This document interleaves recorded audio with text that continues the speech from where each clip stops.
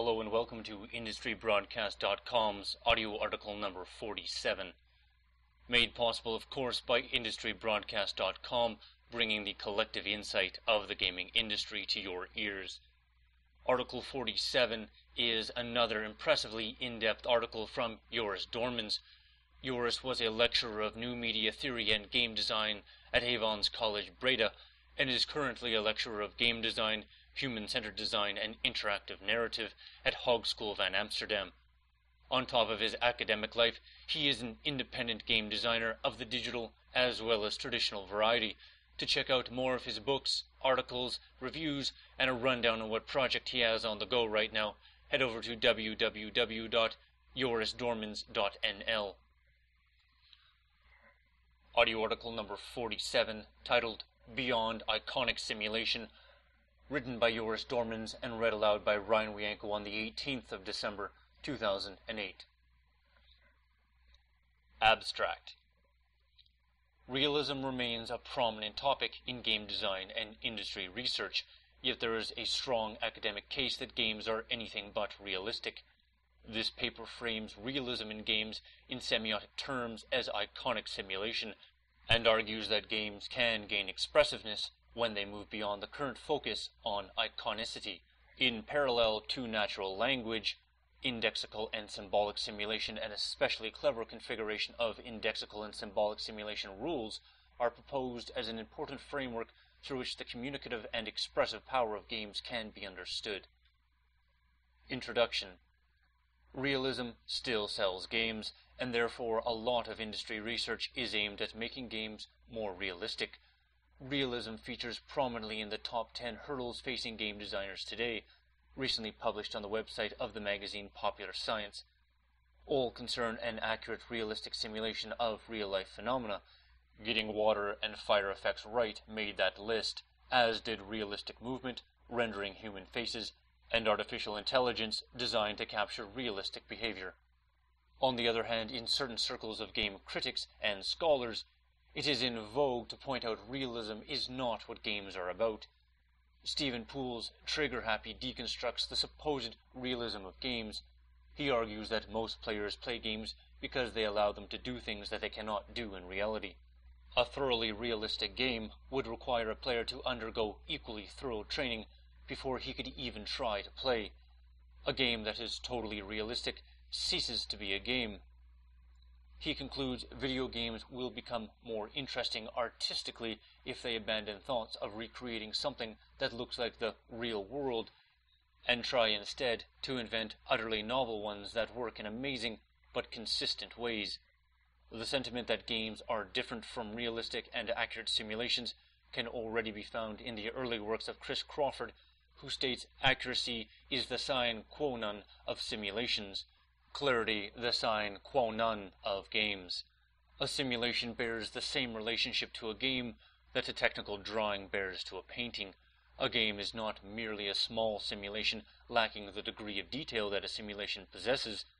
A game deliberately suppresses detail to accentuate the broader message that the designer wishes to present. Where a simulation is detailed, a game is stylized. More recently, Jesper Juul points out that games are often stylized simulations developed not just for fidelity in their source domain, but for aesthetic purposes. These are adaptations of elements of the real world. The simulation is oriented towards the perceived interesting aspects of soccer, tennis, or being a criminal in a contemporary city. Despite the considerable influence of Crawford, Poole, and Juul in academic circles, the arguments against realism in games are hardly picked up by game designers. Reasons for this are plenty. To name just one, realism is a very convenient selling point. After all, the realism of a game can easily be shown and compared with other games. However, in this paper I wish to explore an important neglect on the part of academics. To my knowledge, nobody seems to answer in detail the question how non-realistic games look. In what ways are artistic and abstracted games different to realistic games? And on what grounds could one claim that such games are better? If game scholars expect game designers to move away from realism in games, we should at least provide them with a little bit more to go on. As the title of this paper suggests, I understand realism in games as a form of iconic simulation. This view of games combines insights from contemporary ludology with notions taken from linguistics and semiotics. I will discuss iconic simulations as can be found in games, as well as examples of non-iconic simulations as also can be found in games. Iconic simulation typically have a high degree of detail, although this seems to be a good way to create expressive games with a lot of depth and gameplay. The analogy of with languages suggests that non-iconic simulations can reach very high levels of expressiveness and articulation by harnessing the power of emergence in much simpler non-iconic structures that consist only of a handful of building blocks. This is the point I will make in the fourth section. Section 2. Iconic Simulation. If the whole narratology versus ludology debate has learned us something, it is that games constitute a new form of representation that is fundamentally different from static representation through non-interactive text, images, and sound. According to Rune Klevjer, simulation is a form of procedural representation. Simulation represents rules instead of events. Gonzalo Frasca clarifies simulation as an alternative to narrative or representation. Ian Bogus picks up on Frasca's work when he defines simulation as follows. A simulation is a representation of sources systems via a less complex system that informs the user's understanding of the source system. This definition closely resembles the semiotic tripart model of the sign. In the light of narratology versus ludology, I find this an interesting observation, an observation worth pursuing. The tripartite model of the sign was drafted by Charles Peirce. In this model, a sign is connected to an object, that what the sign represents, and an interpretant or a mental concept the sign evokes. This model of the sign is best known for the classification of signs into icons, index, and symbols. This classification is based on the nature of the relation between the sign and its object. When a sign resembles its object, it is an icon. When a sign is an existential connection to the object, it is an index. And when the connection is arbitrary, it is a symbol. The link between realism and iconicity in simulation should be obvious. We call a simulation realistic when the simulation as a system closely resembles the source system. We call a simulation realistic when it is iconic. From this analogy, two other forms of simulation suggest itself: indexical and symbolic simulation. If games are ultimately not realistic, indexical and symbolic simulations might be interesting notions to help us understand games better. As we will see in the next section, constructions that we call indexical or symbolic have been used in games to great effect. If we push the analogy between the signs and simulation one step further, I'd like to point out an interesting discrepancy between the current focus on iconic games and the highly symbolic nature of language. Natural language is, by its nature, very abstract. This notion can be traced back a long time. It is already apparent in the works of 17th century philosopher John Locke, who observed men making abstract ideas and settling them in their minds with names annexed to them, do thereby enable themselves to consider things and discourse them as if it were bundles for the easier and the readier improvement and communication of their knowledge, which would advance but slowly were their words and thoughts confined only to particulars. It is on similar grounds that roughly a century later Edmund Burke attaches great aesthetic and evocative power to poetry, which through words obscures its image, than to the realistic paintings of his age. These days the development of abstract art has changed all of this, and has increased the expressive power of the image dramatically, as is exemplified by names used by art history to identify particular genres: Impressionism, Expressionism, Abstract Expressionism, etc., etc. Ferdinand de Saussure identifies the arbitrary character of the linguistic signs as its principal characteristic. Although he does not rule out the possibility of non-arbitrary signs, he argues that in human language most signs are arbitrarily linked to their meaning. There are usually no characteristics of what we are referring to, that are connected to words we use. In other words, Saussure rules out the possibility of many linguistic icons and indexes. For Saussure as well, it is the human faculty to construct a system of distinct signs corresponding to distinct ideas that makes language possible. Through the human capability to take abstract meaning, but handle them in bundles as they were particular things, human understanding is efficiently facilitated and taken beyond the level of the particular into the realm of general knowledge. In other words, there is more expressive power in abstract, non-iconic presentation. Ian Bogus's definition of simulation quoted above is not complete. Bogus emphasizes the subjectivity inherent to simulation. A simulation is a representation of a source system via a less complex system that informs the user's understanding of the source system in a subjective way. In a simulation, a system is represented through another system, and the choices made in the construction of the second system reflect the values of its creator. To quote, "No simulation can escape some ideological text." This subjectivity can be partly attributed to Bogus' insistence on the fact that with simulation, the simulation system is by necessity less complex than its source system. A simulating system always deviates from its source system, and the choices made in the deviation reflect the understanding and or the ideology of the person that set up the simulation. What exactly Bogus means with less complex is not made explicit.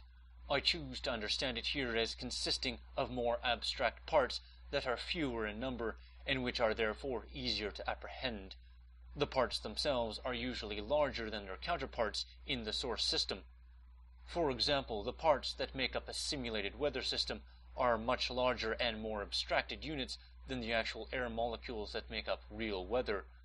This makes the simulation more convenient to handle, and to paraphrase Locke, it enables us to consider the multitude of parts of a simulated system in bundles for easier and readier understanding, and for easier and readier communication and improvement of that understanding.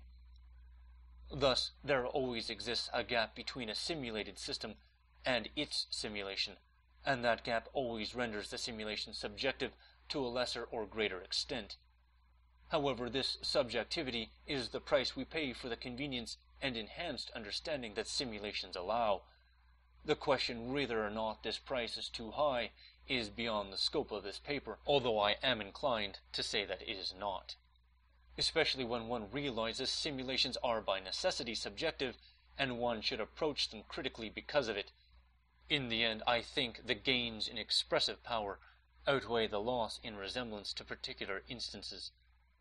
When one considers a simulation as essentially subjective, it is worth noting that any claim to realism becomes ideological maneuvering in itself.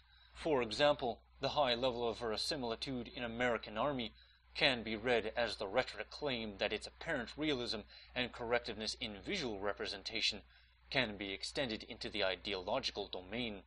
The game has its physics right, so its ethical claim must be realistic too. On the other hand, in commercial entertainment games, realism is designed to impress and to be appreciated by the audience.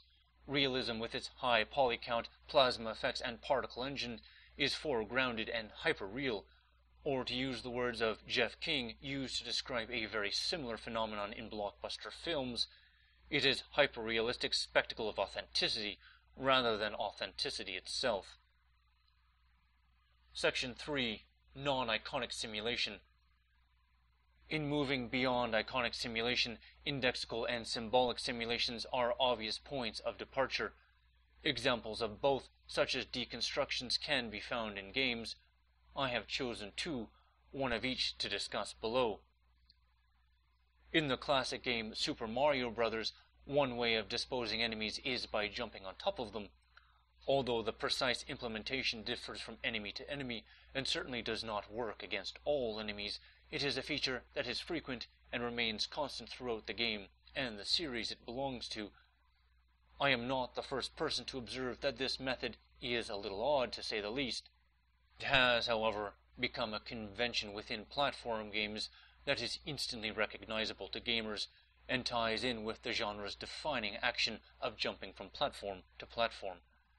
I argue that is an example of symbolic simulation. The connection between jumping on top of something and defeating something in real life is arbitrary and based on convention, which parallels the definition of symbolic sign in language. Although one could argue that there is a connection between the two, as some creatures, all manner of bugs, can be squashed, I still have to encounter the first insect that is lethal when bumped into, and when not stepped on. What is more, I think that this method of fighting in Super Mario Bros. Is motivated by the genre of the game, and its most prominent action, jumping, and therefore the link between the simulation and what is simulated is both arbitrary and conventional. There is, however, a resemblance between the skill needed to defeat enemies in Super Mario Bros. And in real life.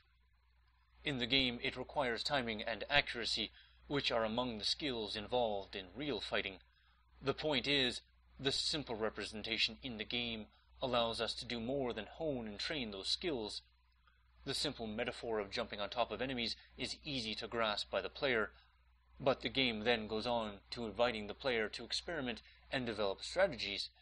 In most platform games, each level ends with a boss enemy, which is typically set up to test the validity of the player's strategy. It is the ultimate test for the player to demonstrate he or she understands and has mastered the simulation, as well as being able to combine different moves. These lessons carry over to simulations beyond the game. The mentality of people that have learned these lessons is excellently described by John Beck and Mitchell Wade. They know that simulations will eventually present themselves, and they have mastered a trial-and-error approach to many problems in real life. The power and pleasure of interacting with symbolic simulations does not emerge from its resemblance to a system in the real world, and comes yet from the resemblance of that system to cognitive schemata we build up to represent systems in the real world. The arbitrary nature of symbolic simulation does not hinder understanding of the source system. On the contrary, it invites us to test and verify our understanding. Its internal coherence invites us to actively participate and explore its consequences, and if the symbols are chosen well, the knowledge we gain is conveniently bundled into abstracted packages and has application beyond the particularity of the simulated system.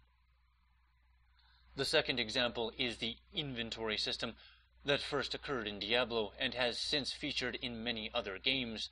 It inspired Warren Spector, developer of Deus Ex, into saying that Diablo got inventory right. There's no sense messing with something that works.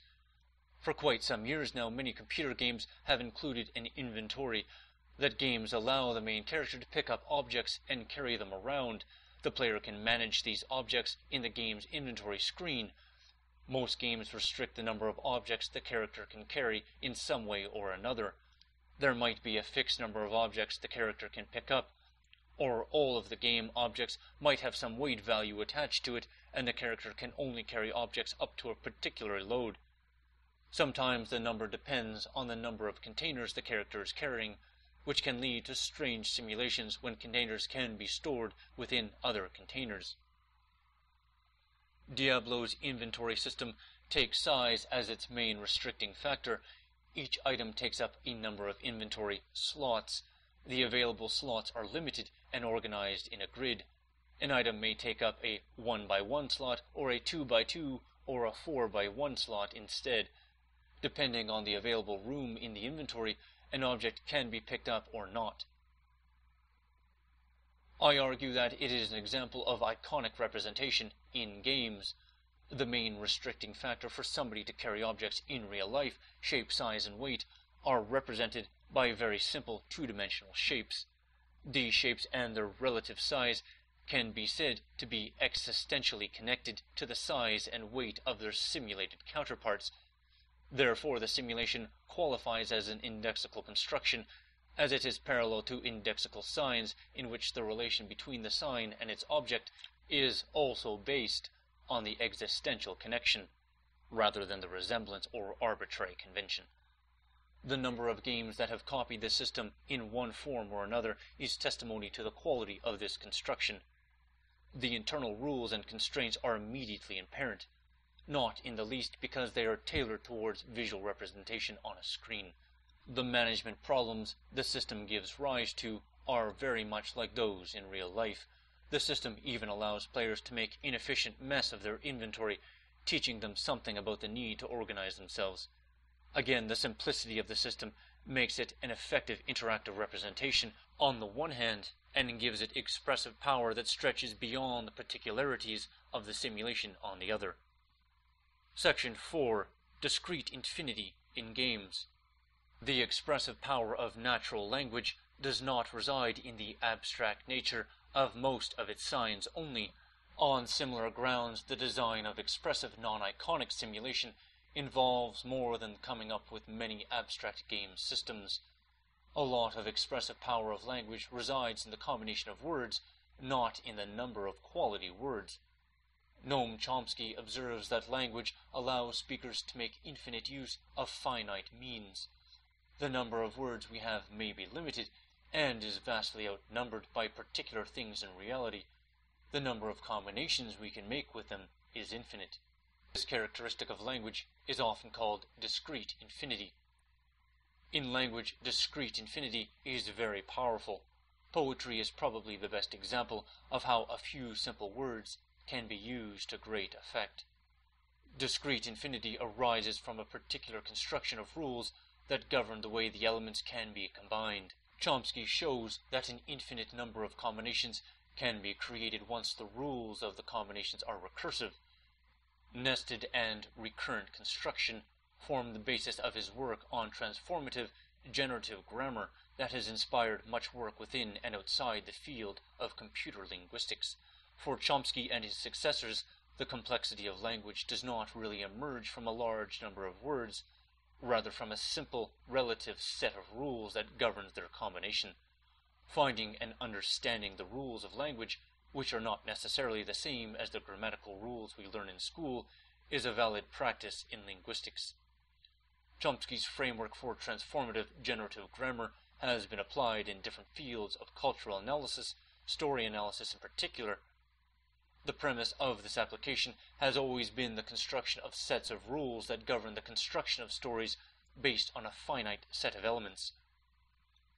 Discrete infinity applies to games, dictates that we should never be able to design the set of all possible outcomes and combinations. Instead, we should design the rules that generate the infinite set. Games that focus on realism tend to include too much detail. These games neglect the expressive beauty and strength of few simple gameplay mechanics. After all, many are still captivated by the ancient game of Go, even though the number of rules and mechanics of that game are very limited. If we are to understand games as an expressive form, we have to look beyond rules and mechanics in isolation and look how they can be combined into larger structures and how meaningful play can emerge from these structures. Jumping on top of your enemies in order to defeat them, as discussed above, is a great example of such emerging gameplay. On the other hand, the mechanic is relatively simple, and yet on the other hand, it is easily combined with particular level layouts characteristic of enemy characters to form puzzles, obstacles, and gameplay strategies that are far from articulate than inspection of these simple mechanics alone would suggest. Flying enemies can be used to cross gaps between platforms that would otherwise be impossible to traverse. The turtles from Super Mario Bros. That are launched to one side and bounce around when Mario jumps on them be both a threat to the player and a way of disposing other enemies, often both at the same time. These days, emergence of complex behavior from relatively simple elements is an important aspect of many fields of research into the domains of mathematics, physics, and social studies. In the research of games as well, emergence is becoming an increasingly important notion. From the computational side, emergence is an important technique used in anything from the development of artificial intelligence to the realistic rendering of water and fire.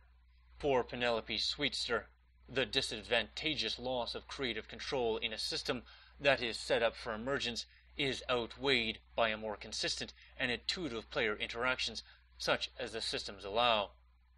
Likewise, game designer Harvey Smith argues that attempting to design a totally controlled game environment that allows rich interaction is no longer economically viable, as the sheer amount of detail cannot be efficiently produced manually.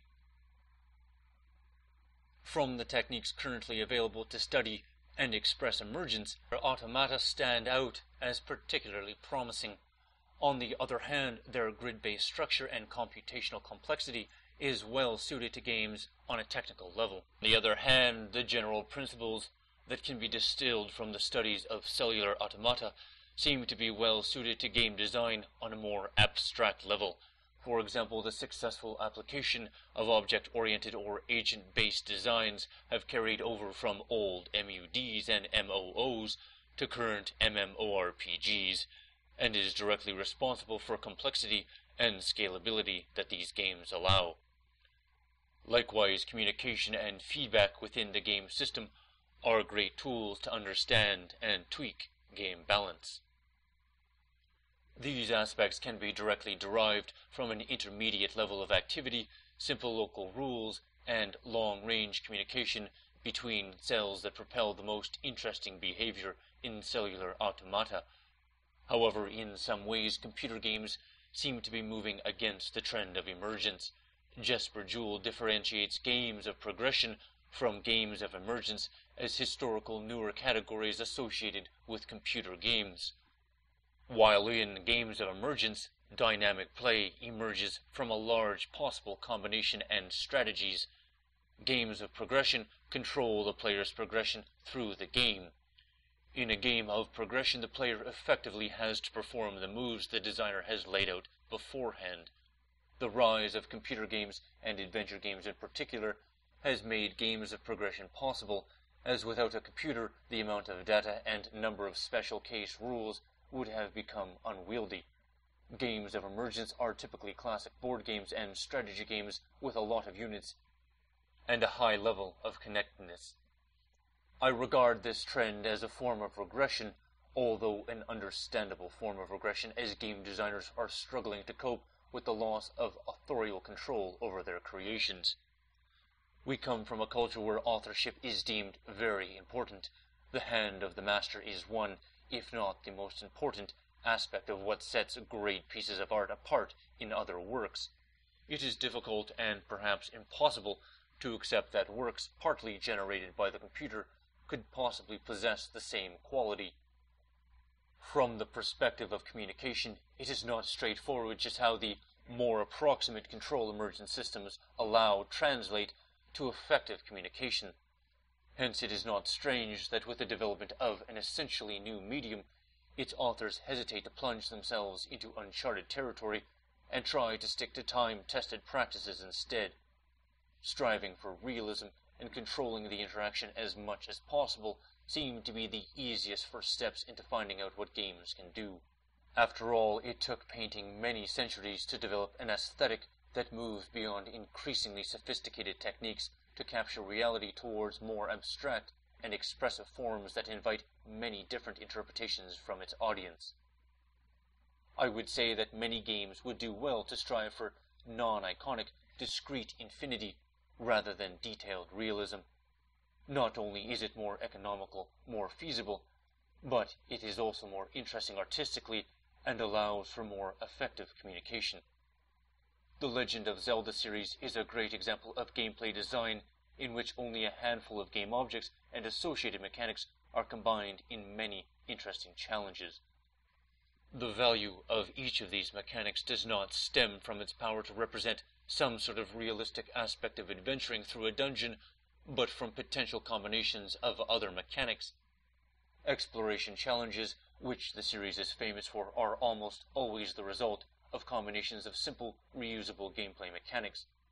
Players appreciate this sort of structure as they have the advantage of being inherently coherent. And as has been pointed out before, coherence is a strong contributing factor to gameplay. One can even argue that the appreciation of such structures is in its essence an aesthetic appreciation. It is the appreciation of craftsmanship of the game designer. It forces us to pay attention to the way the game was constructed and how it is structured. The meaning that emerges from these games is not necessarily less detailed, or less valuable than games that aim for detailed and realistic simulations. On the contrary, as the challenges of exploration in a Zelda game are more abstract, the skills and knowledge the game addresses are more generic. The message of a game that is less iconic is much better applicable outside of the particular setting of the game. This is especially useful when one wants to express something through a game that has value beyond the game and its immediate premise. Section 5. Conclusion. The power of stylized simulation, such as games, lies not in its power to accurately model a source system, rather in its expressive potential by using indexical and symbolic constructions. These constructions, especially when combined in clever ways, facilitate a more generalized and abstract understanding of the systems that is being simulated. Knowledge becomes more useful as its application becomes more general. It stands to reason that abstract knowledge is best communicated with general and abstract means. Natural language has been a powerful tool to represent knowledge, especially because, in its very nature, natural language is abstract. If games want to be vehicles for culture or knowledge, they need to start reflecting the nature of culture and knowledge better. They need to develop more articulate, indexical, and symbolic structures of expression. Although it is hard to estimate whether the potential of iconic representation has been fully explored, it is clear that much more progress can be made by developing indexical and symbolic building blocks for simulation, and more importantly, investigate the effectiveness of particular configurations of said building blocks. After all, just as it is an art of the skilled orator to find appropriate and simple words to construct articulate arguments, it is the craft of the game designer to create complex systems from appropriate and simple elements. There is no art in creating complex simulations with equally complex, or worse, more complex means. Yet this seems to be what a lot of developers aim for. This concludes audio article number 47, titled Beyond Iconic Simulation, written by JorisDormans. To grab this article in its text format, you can head over to Joris's blog at www.jorisdormans, that's JorisDormans.nl. As always, we recommend that you check back to IndustryBroadcast.com frequently